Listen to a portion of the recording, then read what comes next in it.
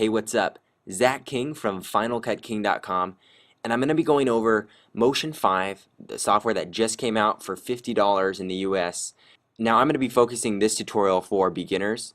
If you've already had experience with the past versions of Motion, you might want to watch just to take a look at the new layout and understand where everything is, but you can probably figure it out on your own.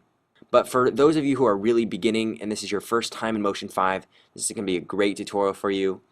A lot of you might have opened it and felt really scared and intimidated, but let's get started. I want you to feel comfortable by the time we finish this video. So I'm going to change my settings to HD 1080. We've got a time code at 10. You can also do it to frames or seconds. I'm just going to keep it like that and hit open.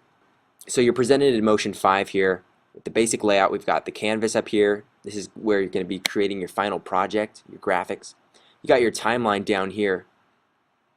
Your layers are going to be up here, just like in Photoshop. And then you've got 3 tabs over here to import, to find different filters and effects, and then adjust those in the inspector. So let's do something. Let's just get started. It's kind of my style. I'm going to grab a photo here in the file browser.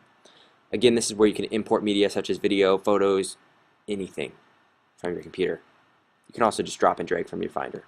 So I've got a photo of my beautiful dog. It's a boxer. Best dogs in the world. At least I think so. So what I want to do to this, let's go ahead into the library. Start playing around. And we've got behaviors and filters up at the top. I'm going to be posting a lot more tutorials that get more advanced and talk about a lot of the other features here. But for now I'm just going to focus on behaviors and filters today. And I'm going to go to bad film. I'm going to grab this and put it on the photo. Kind of gives it a black and white desaturated. And if we play it here in the timeline, you can also see it down here. There's a filter icon and its own layer attached to the photo. Now up here is this dialog box, and it's all our settings we can change. And this is called the HUD, the heads up display. And you can access it right here, clicking right down here. Turn it on, and it says bad film. Here's like focus amount, blah blah blah. So many different features you can change. You can also adjust these in the inspector, and this will usually have more options. My voice is a little raspy today. So now let's add some text. First I'm going to bring my focus back down. I'm going to go ahead and hit shift while I hold down the edge of the photo so it stays in proportion. If I don't, it just gets screwed up like that.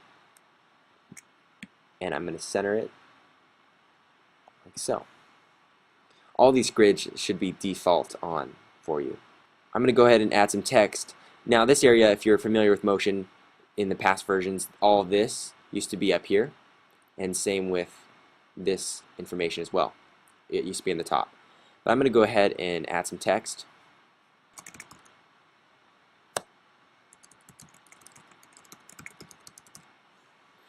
Hit escape to get out of the text editor and you're back into your arrow. If you also need to get back, you can select this transform tool and that'll bring you back. Just like in Word, in the heads up display, I can switch this to center. Drag this over, center it up right there. I can also edit individual things if I highlight. So if I want just the bottom to be edited, maybe I want to make this all caps. Well, instead of retyping it, go to the inspector, go to all caps under advanced formatting. Sweet.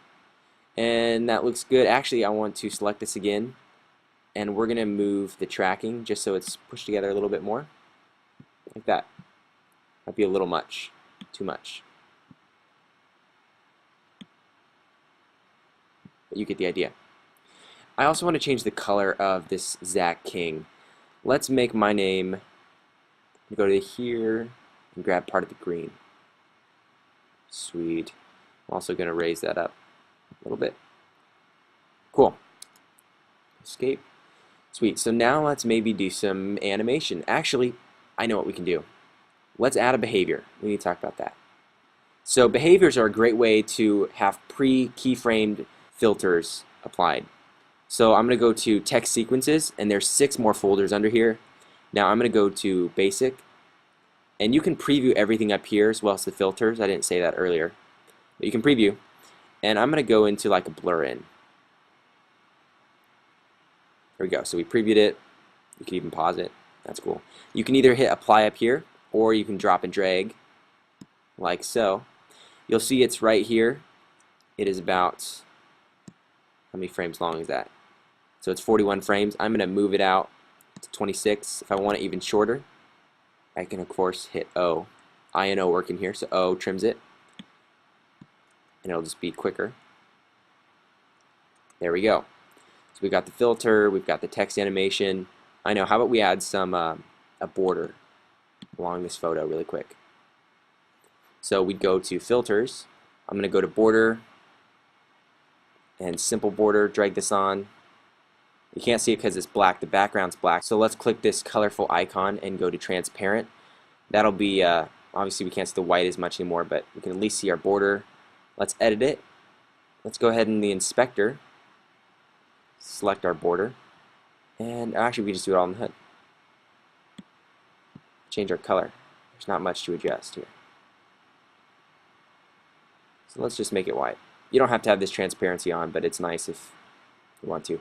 If you want it to be a solid when you export, actually right click on your canvas, project properties, Command J is also the key, and we're actually going to hit background color or background solid. So that'll export as you see it now, black in the background.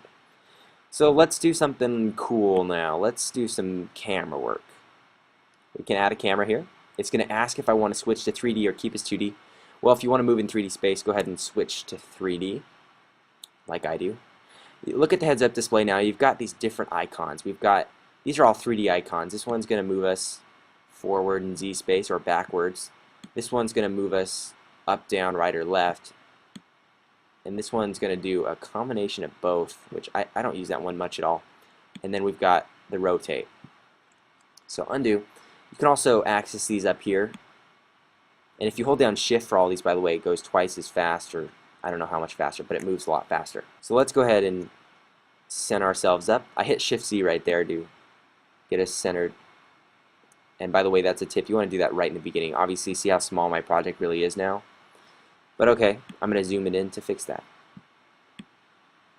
We're going to line it up.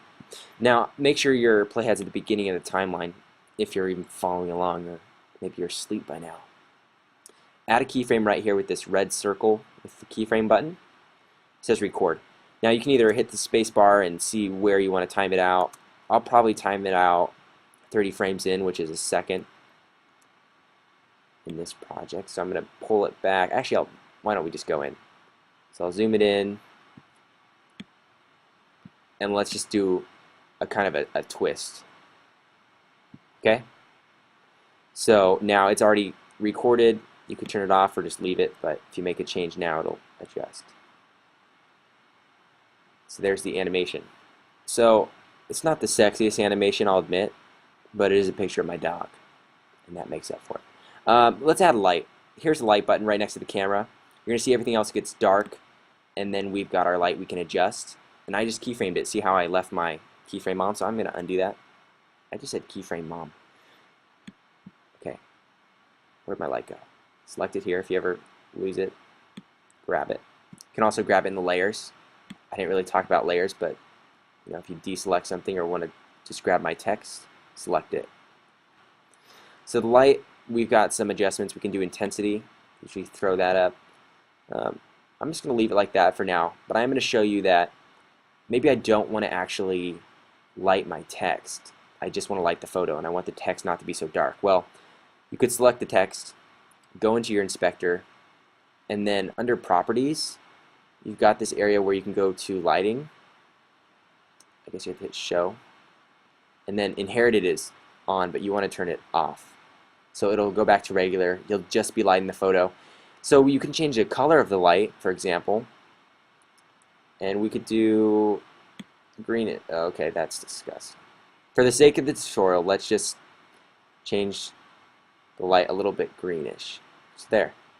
And I'm not affecting any of my text. Super cool. And you can animate this light as well. I'm going to be making a really helpful, I think it's helpful, and detailed video training, like probably 2 or 3 hours of videos. And you guys can buy it. It supports me in film school. And yeah, I'm working on it, and it's almost done. Look for it in the next week and a half. And subscribe to this channel because I will be giving also a lot of free tutorials. I know some of you are students like me and can't afford all the video training. And if you really do want to get it too and you're a student, email me and just say, hey, I'm a student, and I'll give you a good discount, okay? And feel free to comment if you have any questions, anything. So subscribe, and I'll see you guys in another video. Take care.